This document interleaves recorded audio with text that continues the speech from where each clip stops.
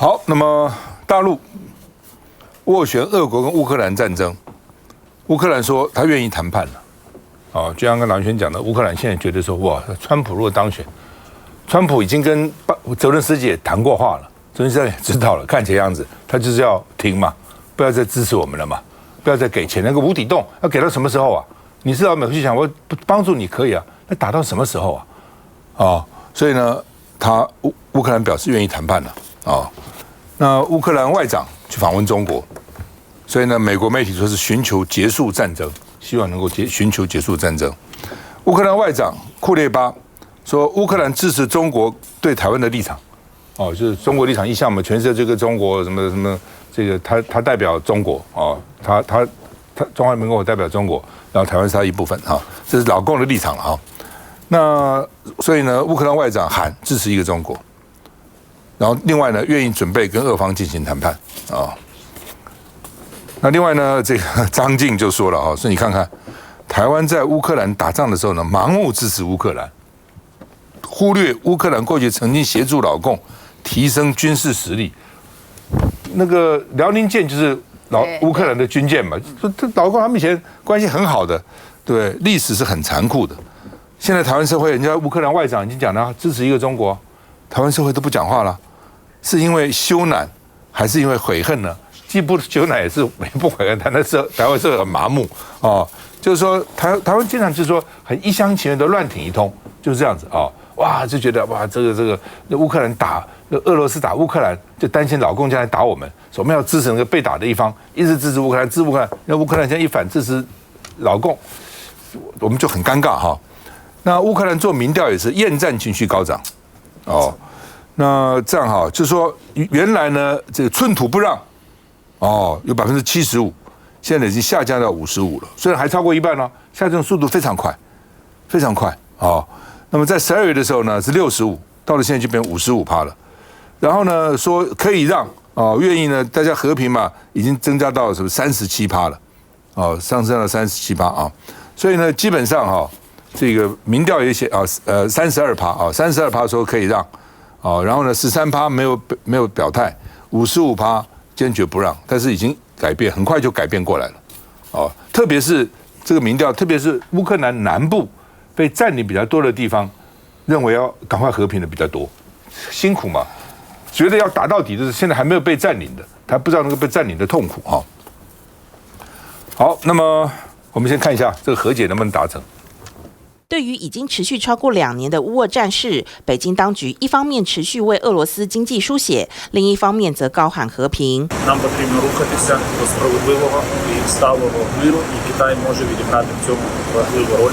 周二抵达北京展开访问的库列巴就期待与王毅的会谈能够为乌克兰的和平带来帮助。库列巴是俄罗斯入侵以来第一位访问北京的乌克兰高官，也是14年来第一位走访中国的乌克兰外长。但乌克兰民众对于这趟访问大多不抱期待，因为过去2年来中国始终支持俄罗斯，包括战争爆发以来，习近平与普京会谈了5次，对泽伦斯基却连1次面都没有见。中方将继续扩大自乌克兰粮食进口，共同维护物流通道畅通和国际粮食安全。北京尽管积极把自己塑造成国际调停者的姿态，但在利益冲突考量下，对当前的乌俄与中东战局能带来多少和平曙光，恐怕并不乐观。好，香龙会能谈和吗？老共能够扮演斡旋的角色吗？不管怎么讲，今天北当从台湾的角度来讲，台湾会跟着美国或者西方，就像是在北约峰会当中的主流叙事。虽然中国没有参与，可是整个北约峰会在形塑中国有多可怕。努力的把中国妖魔化，把今天的中国大陆的中国共产党的政权形容为一个穷兵黩武、怀有强烈的统治世界的野心，然后他的军事力量越来越强大，对周围的国家呢都不断的用军事力量去压迫的这种的描述的方式，大家碰到中国要小心，我们一定要努力的围堵他呢，打压中国。这个是在北约峰会或者美国长时间在他的朋友圈子里面所要诉求的中国的形象。每次这样讲的时候，中国都不在场。可是实际上面，你看到中国在中国大陆，你喜欢他不喜欢他，你必须要承认一件事情，今天中国大陆在国际社会当中的几个重要的冲突点以及难民的创造点。美国是创造这个世界难民最多的国家，可是他每次创造的大量的难民，这几年中国都在善后，从阿富汗，然后你看到的现在的中东呢，从去年能够让沙特、伊朗能够波斯湾的两边的两个强，波斯湾之所以世界的乱源，就是因为波斯湾的两边，一边是沙特，一边是伊朗，千年的世仇，即使是季辛吉还在世的时候，季辛吉都承认能够让这两个世仇在北京的眼皮底下摆一个三角桌，大家谈完了出来，共同签个协议，而且到现在都有效。到现在你看到的沙特跟伊朗的互动好得不得了，彼此之间努力呢维持彼此之间不同教派，但是难得重建的互信，了不起。中国在里面没有直接的利益，但是可以办得到这一点，是很了不起的。你再看到呢，在7月23号以前能够把巴勒斯坦的14个不同的派别一起呢找到北京，大家一屋子的人开会。中国跟巴勒斯坦有啥关系？今天巴勒斯坦的灾难是从联合国体系成立之后，1948年之后就一直存在的灾难70几年。我说联合国，你关注联合国，联合国只有2个常设机构啊，一个是它的秘书处，还有一个呢就是呢巴勒斯坦难民组织。这2个常设机构才是联合国秘书长真正能够盯得到的常设。联合国就是为了巴勒斯坦存在的，那是美国搞出来的。反巴勒斯坦就跟反联合国是一样的，可是大家莫可奈何。可是今天中国可以把这14个派别找来，在眼皮底下，同时呢有10几个国家做见证，共同呢签下了这个呢巴勒斯坦的北京宣言的巴勒斯坦的团结声明。里面每一个条文其实都不容易啊，未来要执行还是要看，可是能够办到这一点就不简单了。刚把巴勒斯坦刚搞定啊，还没有落地啊，库列巴就已经到北，他们是衔接在一起的。1个礼拜的时间里面，前一段在处理呢巴勒斯坦，后一段呢在处理乌克兰。乌克兰现在最少，当泽伦斯基刚和川普通完电话，一通完电话，库列巴就出发到北京了。这代表什么？就是川普呢，真是让乌克兰都快吓死了。好吧，那你到了北京之后，现在库列巴这是在北京，在中国待4天，我很少看到一个外长出访没有会议，但是单独到一个地方待4天的，表示他有重要的事情谈。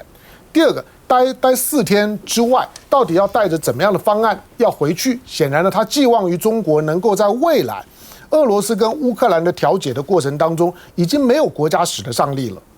大概就只有中国了。我现在只想看说，如果有一天俄罗斯跟乌克兰要真的坐上谈判桌的时候，是不是也要到北京去？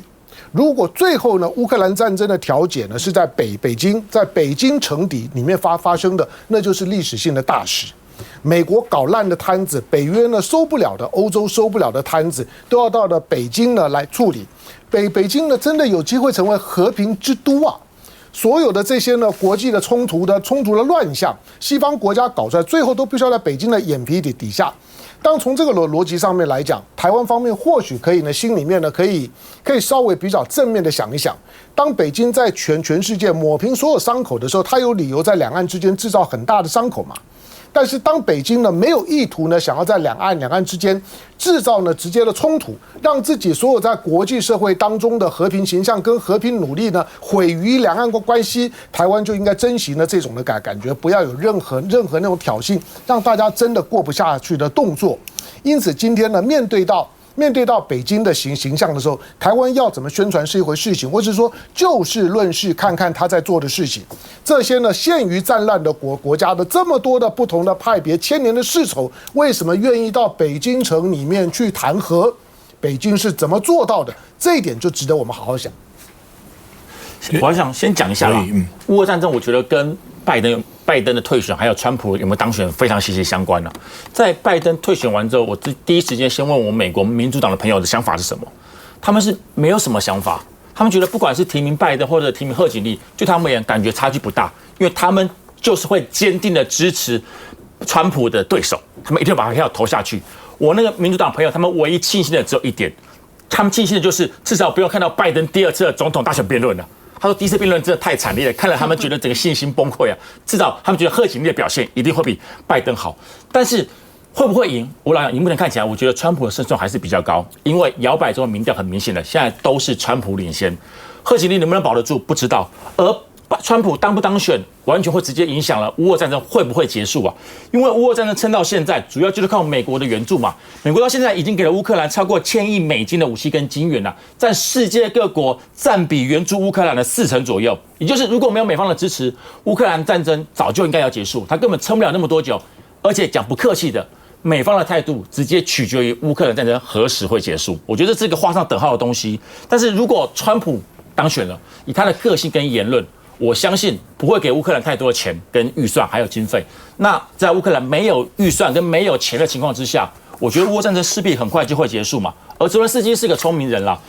现在他一定知道川普可能会当选这一点，所以他也跟川普沟通的电话里面，而川普也很明确的讲了，只要他当选，乌俄战争就会结束。所以对于泽伦斯基而言啦，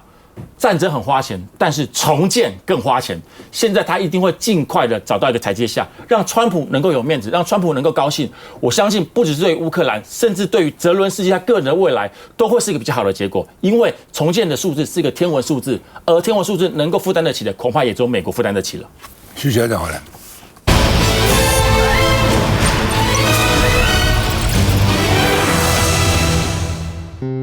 住得安全，活得平安。一人一点力，爱就大无限。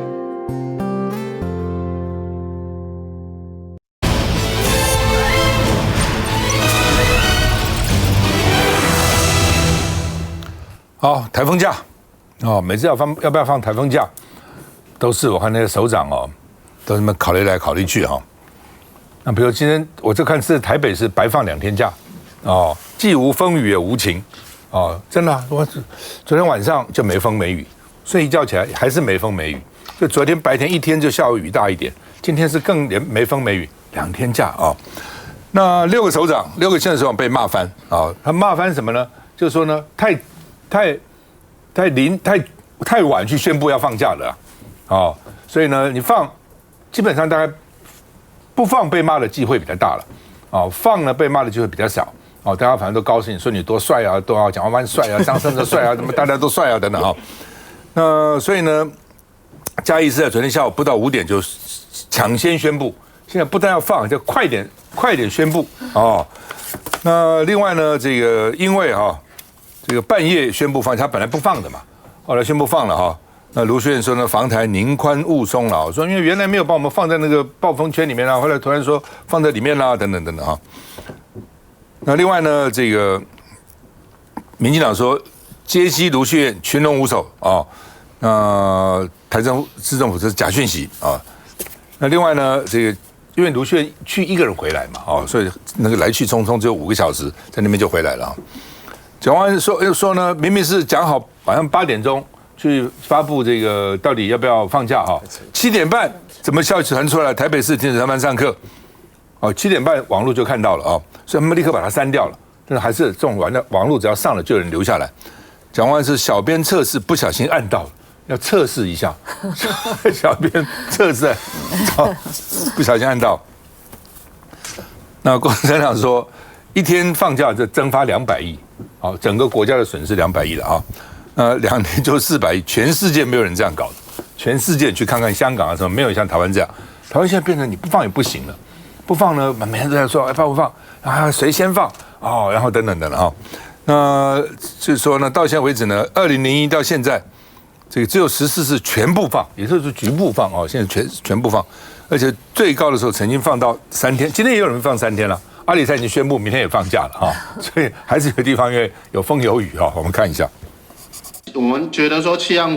署对于这个台风的强度略有高估的情况。亲自坐镇防灾中心，台北市长蒋万安连2天紧盯灾情，毕竟北市已放了2天台风连假，且前一晚说好了北北基桃晚间8点一起宣布，但蒋市长脸书先偷跑，足足提早40分钟。我们小编是事先准备好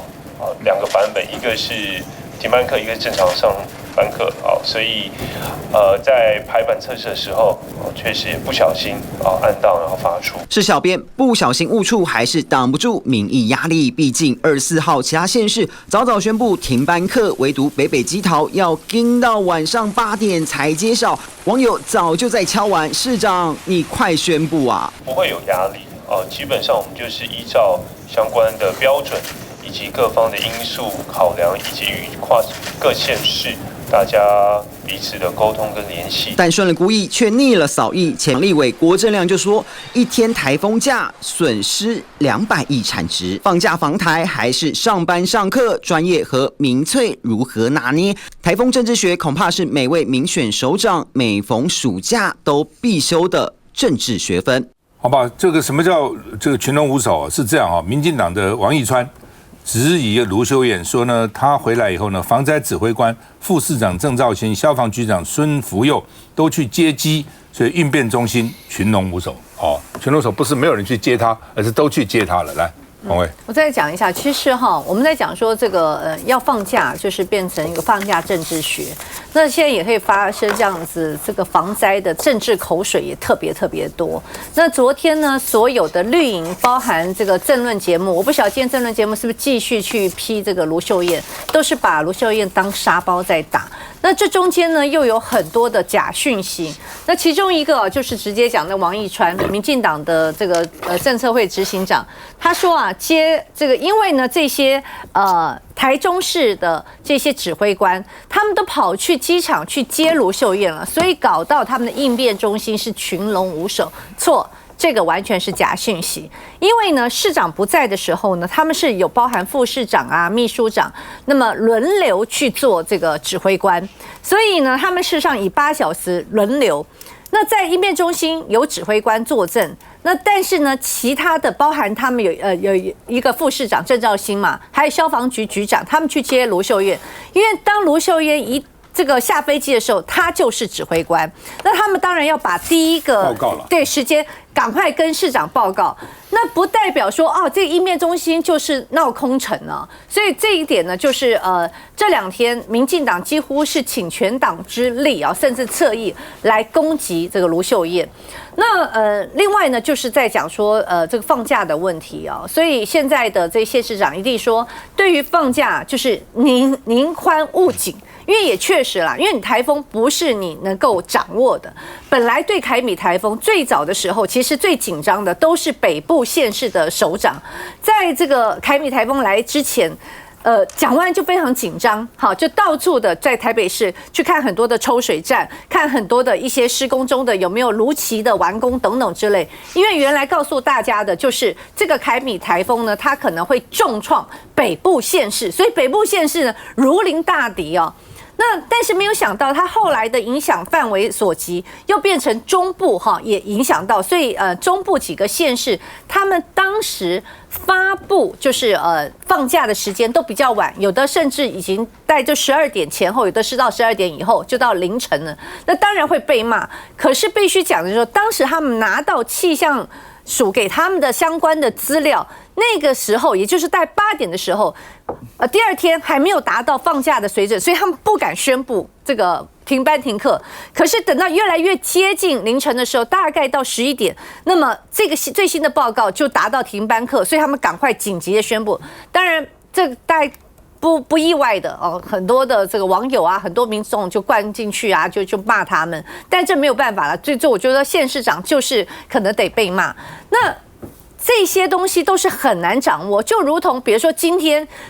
高雄市是大淹水，市区里面我看到太多这个，待会我们可能会讨论。我刚才看到一个更离谱的，说还有人在那个道路上仰泳已经淹水淹成这个程度。就是你当时也没有想到，这个凯米台本来说重创北部县市，没想到呢，现在受灾最大的结果是高雄。高雄搞不好到明天，我估计可能有些地方可能还要停班课，因为没有办法。你看他们淹成这个样，有的淹到1层楼高那个或者那个整个地下水地下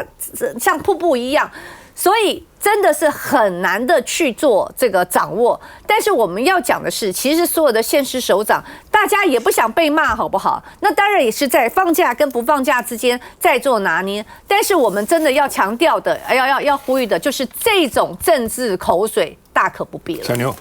这台风假变成风灾政治学，我觉得最大的原因还是在于台湾的劳工实在太苦命了啦。就是7天假也被人家砍掉，国定假日又少，你跟其他欧美国家比起来，你的特休本来就比较少嘛，所以大家就讲过劳之岛。所以当然你遇到台风风灾的时候，大家其实是很希望喘口气的。那越来越形成这样的风气之后，当然就县市首长的压力当然就很大嘛。相对来讲，你都宁愿说从宽认定，但我个人认为从宽认定也没有什么不对的哦。第一个是我们除了放假很少之外，另外是我们通勤族很多了。所以最近这几年，其实大家开始以生活圈为一个单位集体决策哦，这是这几年会出现新的模式。因为确实，也许台北市可能没有什么风雨，可是桃园刚好在上班的尖峰时间，这几天风雨是蛮大的。那其实桃园跟台北很多彼此之间通勤客，它确实会造成一些工作上的一些困扰。所以从安全的角度来出发，当然就宁愿错放嘛，那错放就当给劳工休息一下，我想也是不错的。但你如果要彻底解决这样子的一个问题的话，我觉得还是善用一下科技嘛。其实，在疫情之后，越来越多有所谓的远距工作，它的新的模式在产生，但这些模式并没有被广泛的应用，也没有被广泛的探讨。那是不是可以在这中间做一个平衡？也许未来这种采取远距工作，但是你还是要发薪水的这样的一个方式来因应这种风灾的这一种状况，我想也是未来可以讨论的一个方式啦。那桃园我一定要讲一下，这一次决策很开心，是因为我们已经1451天，网友统计得很精准，1000多天没有放台风假。那当然也是上一次张善政决定没有放台风假，为什么被抨击，也是因为你隔壁的台北跟新北都放了嘛。那现在就是变成明明同一个生活圈，通勤很多的时候，其实造成大家的困扰。所以我是赞成大家用生活圈集体决策的方式来处理。因为台湾是个海岛了，天有不测风云哦，所以海岛的气象预报是很困难的，不像大陆型的这个气候啊。那另外呢，就是中央气象署本身的预报能力还是要加强，还是要加强。我大四的时候去选修一门课叫做气象学，那因为我那时候当毕联会主席啊，人家实习我都没去，他们选气象学每个都90分以上，甚至营养学分嘛，干嘛没事选个气象学呢？但你要跟着助教出去看啊，这个片状云、雨阵云、林状云，很浪漫的，带我去看，我都没有去看，每次点名都不在啊，我拿个60分，我气得要死。我怎么人家选这个课都是为了增加分数，我怎么搞是要把我平均分数拉下来呢？同学呢就安慰说，你不错了，你比中央气象局成绩还好啊，中央局60分都没有啊。那个时候是这样哦，常常误报哦。那慢慢，后来我在立法院的时候，就要买那个超级大电脑，我们通通给他，就你该买什么都给你。不省这个钱，买最好的设备，等等所以我是觉得说，当中央局一个预报出来，之前也常常讲多严重，那后来放了假，根本既无风雨，什么都没有，好几次了，不是只有一次嘛，所以中央局我认为说中央气象的预报能力还要加强，再加强，休息一下再回来。